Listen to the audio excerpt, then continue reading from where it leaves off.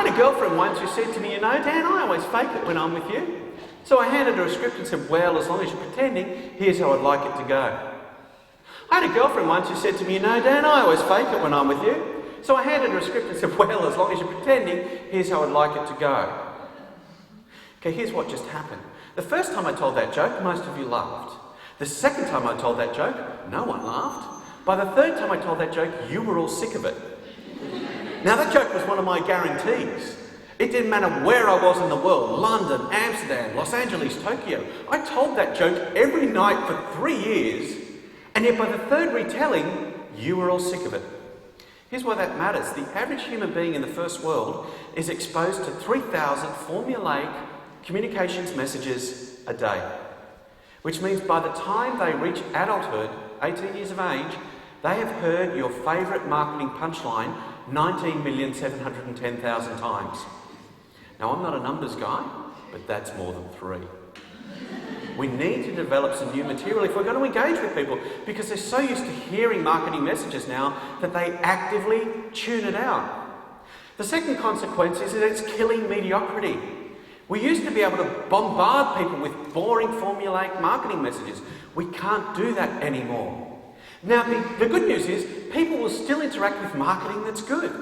Yet the Grow and Transfer still rates between 1.3 and 1.4 million people every Wednesday night.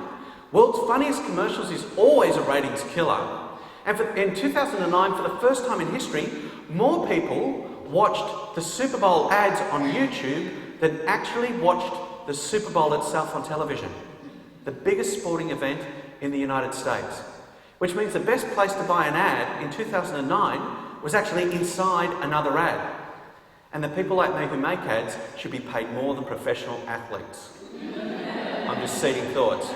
Now, the third consequence is that psychos now beat demos. Psychographics are now more important than demographics. We used to think about communities in terms of ethnicity, in terms of income size, in terms of education level. But that's not the way communities are forming anymore. They're forming around values, they're forming around beliefs, they're forming psychographically. It is now more possible for a man in his 50s to have something in common with a woman in her 20s, and not just because men in their 50s desperately want to have something in common with women in their 20s.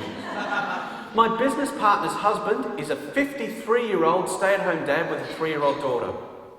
In terms of how he spends his time, the media he consumes, where he spends his money, he has more in common with a young mum in her 20s than he does with other men in their 50s.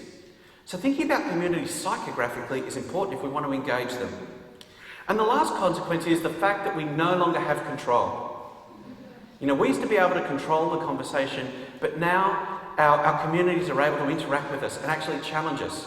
So we don't have control over that anymore. So that's the first reason why we need to be